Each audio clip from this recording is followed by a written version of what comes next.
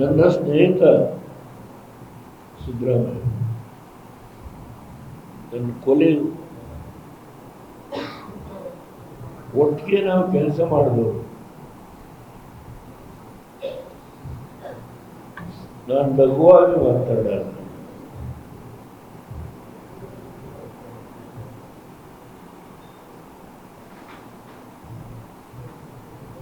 ಅವರಿಗೆ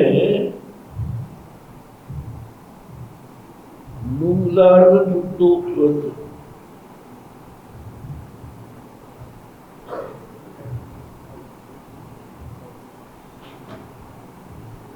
ಇದೇ ಸಂಕಷ್ಟನ ಕುಮಾರಸ್ವಾಮಿನೂ ಅನುಭವಿಸಿದ್ರು ಒಂದು ಕಾಲದಲ್ಲಿ.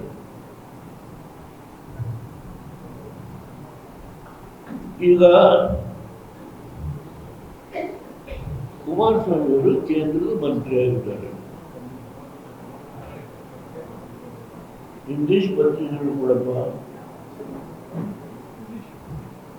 ನಾನೆಲ್ಲ ಪತ್ರಿಕೆಗಳನ್ನು ನೋಡಿದೆ. ಕುಮಾರಸ್ವಾಮಿ ಅವರಿಗೆ ಮಾಡೋದಕ್ಕೆ ಬೇರೆ ಕೆಲಸ ಇಲ್ಲ. ನಮ್ಮ ಮುಖಂಡರುಗಳು ಅಂತ ಹೇಳೋದು, ಅವ್ರಿಗೆ ಮಾಡೋದಕ್ಕೆ ಕೆಲಸ ಇಲ್ಲ. ಯಾವಾಗಲೂ ನನ್ನ ಮೇಲೆ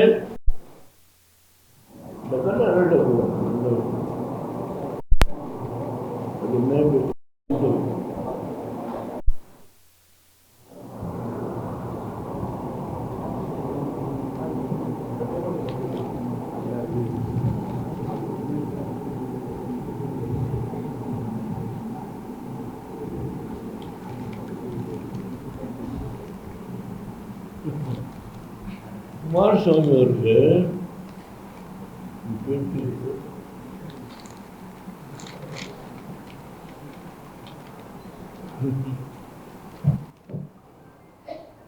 ಹೇಳ್ತಾರೆ,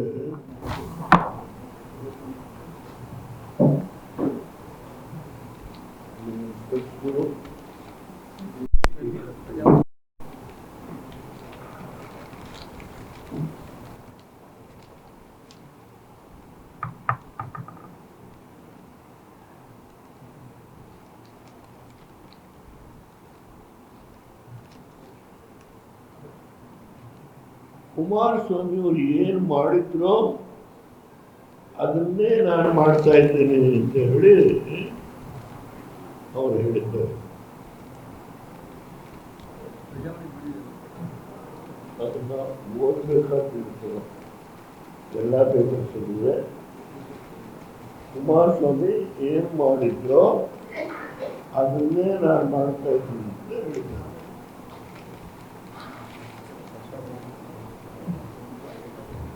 Shivkumar takes a dig at HDK for criticizing Bidli Township project.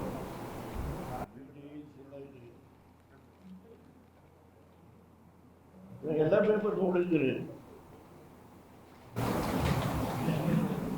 ಹೌದು,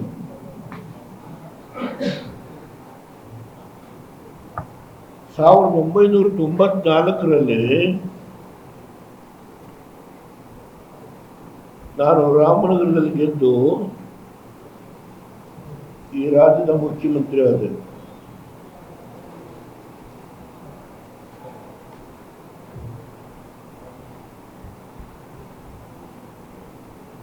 ಆ ಜನತೆ ಕೊಟ್ಟ ಆಶೀರ್ವಾದ ಬಲ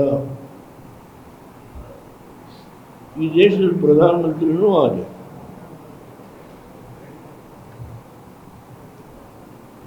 ನಾನು ಆ ರಾಮನಗರಕ್ಕೆ ಏನು ಮಾಡಿದ್ದೇನೆ,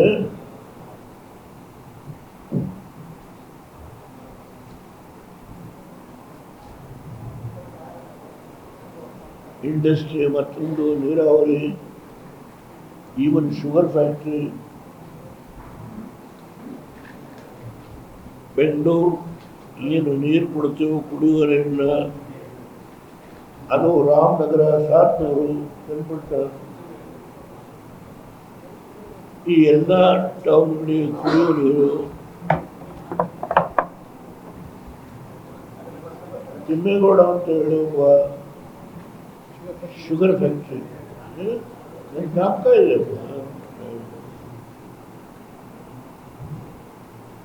ಇದೆಲ್ಲ ಮಾಡಿದೆ ನಾನು.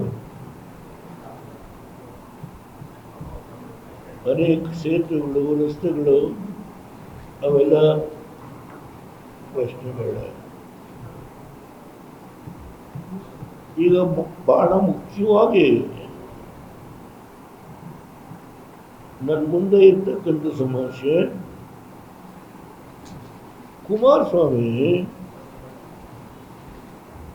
ಬೆಂಗಳೂರು ಅತ್ಯಂತ ಹೆಚ್ಚು ವಾಹನಗಳ ದಟ್ಟಣೆ,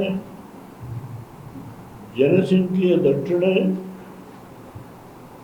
ಇದನ್ನ ಸ್ವಲ್ಪ ಸಡಿಲಗೊಳಿಸಬೇಕು ಅಂತ ಹೇಳಿ 5 ಟೌನ್ಶಿಪ್ ಮಾಡಬೇಕು ಅಂತ ತೀರ್ಮಾನ ಮಾಡಿದ್ರು. 5 ಕೊಡಪ್ಪ, ಕೈ ಕೊಟ್ಬಿಡಿ.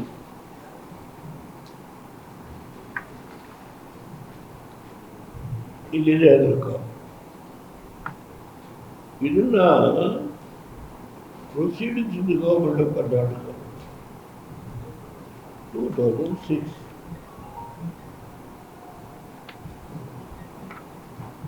ಇಲ್ಲಿದೆ.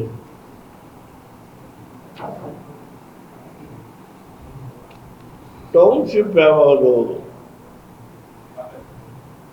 ಮಾಗಡಿ, ನಂದಗುಡಿ, ಹೊಸಕೋಟೆ ಹತ್ರ, ಆಮೇಲೆ ಕಸ್ಬಾ ಹುಬ್ಬಳ್ಳಿ ರಾಮನಗರ ತಾಲೂಕು, ಬಿಡದಿ ರಾಮನಗರ ತಾಲೂಕು, ಸೋಲೂರು ಮಾಗಡಿ ತಾಲೂಕು, ಇನ್ನೊಂದು ಸಾತ್ನೂರು ಕನಕಪುರ ತಾಲೂಕು. 5 ಟೌನ್ಶಿಪ್ ಮಾಡಬೇಕು ಅಂತೇಳಿ ತೀರ್ಮಾನ ಮಾಡಿದ್ರು.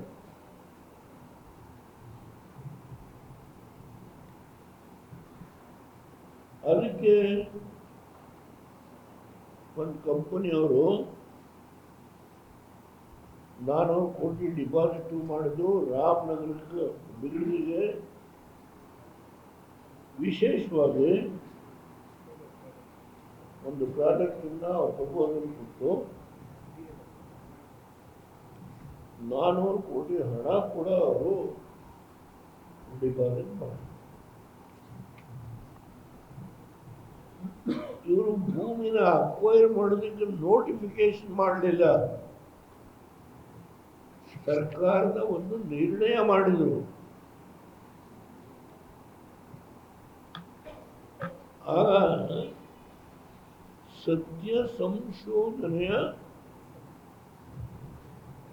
ಒಂದು ಸಮಿತಿ ಕಾಂಗ್ರೆಸ್ನವರು ಈ ಭೂಮಿಯೆಲ್ಲ ಕುಮಾರಸ್ವಾಮಿ ಹೊಡೆಯಕ್ಕೆ ಹೊರಟಿದ್ದಾರೆ ಅಂತೇಳಿ ಸತ್ಯ ಸಂಶೋಧನೆಯ ಸಮಿತಿ ಎಲ್ಲ ಕಡೆ ಹೋದ್ರು. ರೈತರನ್ನ ಎತ್ಕಡೆ ಕಟ್ಟಿದ್ರು. ಇನ್ನು ನಿಮ್ಮ ಭೂಮಿಯೆಲ್ಲ ಅಕ್ವೈರ್ ಮಾಡ್ಕೊಂಡು ಮುಳುಗಿಸ್ತಾರೆ, ಇವರಿಗೆ ನೀವು ಓಟ್ ಕೊಟ್ರಿ ಅಂತ ಹೇಳಿ ಎತ್ಕಡೆ ಕಟ್ಟಿದ್ರು. ಆಗ ಈ ಬಿಡದಿ ಜನ ಕೂಡ ಕುಮಾರಸ್ವಾಮಿ ಹತ್ರ ಬಂದು, ನಾವು ಇದರಿಂದ ಬದುಕ್ತಾ ಇದ್ದೀವಿ, ನೀವು ನಮಗೆ ತೊಂದರೆ ಮಾಡ್ತಾ ಇದ್ದೀರಿ, ನಿಮ್ಮ ಅಪ್ಪನ ಗೆಲ್ಲಿಸ್ಕೊಟ್ವಿ, ನಿಮ್ಮನ್ನು ಗೆಲ್ಲಿಸಿದ್ದೀವಿ, ನೀವು ನಮ್ಗೆ ಅನ್ಯಾಯ ಮಾಡ. ಇದಕ್ಕೆ ವಿಶೇಷವಾಗಿ ಆ ಕಂಪನಿ ಯಾವುದು? DLF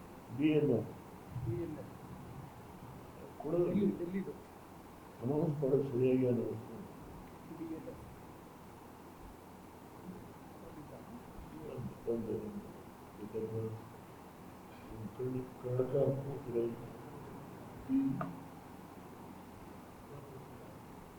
ಅನೌನ್ಸ್ ಮಾಡೋದು ನಾನು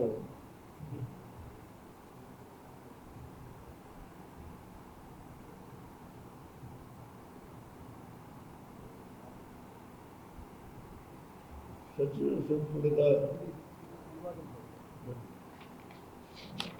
ಇಲ್ಲಿ ಕಂಪನಿ DAM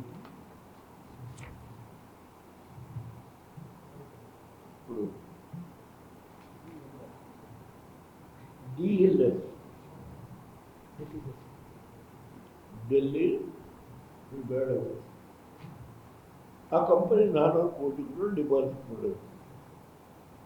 ಈ 4 ಟೌನ್ಶಿಪ್ಪಲ್ಲಿ ಬಿಡದಿಗೆ ಕುಮಾರಸ್ವಾಮಿ ಅವರು ಆ ಕಂಪನಿಗೆ 400 ಕೋಟಿ ರೂಪಾಯಿ ಅವರು ಇನ್ವೆಸ್ಟ್ ಮಾಡಿ ಅವರು ಒಂದು ಪ್ರಾಜೆಕ್ಟ್ ರಿಪೋರ್ಟ್ನ ಸಬ್ಮಿಟ್ ಮಾಡುತ್ತಾರೆ. ಅದು ದೊಡ್ಡ ಪ್ರಮಾಣದ ಪ್ರಾಜೆಕ್ಟ್ ರಿಪೋರ್ಟು, ಸುಮಾರು ಒಂದು ಟೌನ್ಶಿಪ್ನೇ ಮಾಡಬೇಕು ಅಂತೇಳಿ ಮಾಡ್ತಾರೆ. ಜನ ಎಲ್ಲ ತುಂಬ ಅವರ ನೋವನ್ನು ಹೇಳಿಕೊಂಡು, ದಯಮಾಡಿ ನಾವು ರೇಷ್ಮೆ ಬೆಳೀತಾ ಇದ್ದೀವಿ, ಕಬ್ಬು ಬೆಳೀತಾ ಇದ್ದೀವಿ, ಹೈನುಗಾರಿಕೆ ಆಗ್ತಾ ಇದೆ, ನಾವು ಬದುಕ್ತಾ ಇದ್ದೀವಿ, ನಮಗೆ ನೋವು ಮಾಡಬೇಡಿ ಅಂತ ಹೇಳಿ ನಿಮ್ಮ ತಂದೆಯವ್ರಿಗೆ ಓಟ್ ಕೊಟ್ವಿ, ನಿಮಗೆ ಓಟ್ ಕೊಟ್ವಿ. ಅಲ್ಲಿಗೆ ಕುಮಾರಸ್ವಾಮಿಯವರು ಗೆಜೆಟ್ ನೋಟಿಫಿಕೇಶನ್ ಮಾಡಿ ಆ ಭೂಮಿನ ತಗೊಳ್ಳೋದನ್ನು ಕೈ ಬಿಡ್ತಾರೆ ಎಲ್ಲ ಕಡೆ. 5 ಟೌನ್ಶಿಪ್ಗಳದ್ದು ಕೈ ಬಿಡುತ್ತೆ. ಇದು ಕೇವಲ ಬಿಡದಿ ಅಂತ ಅಲ್ಲ, 5 ಟೌನ್ಶಿಪ್ ಕೈ ಬಿಡ್ತಾರೆ. ಸರಿತಾ?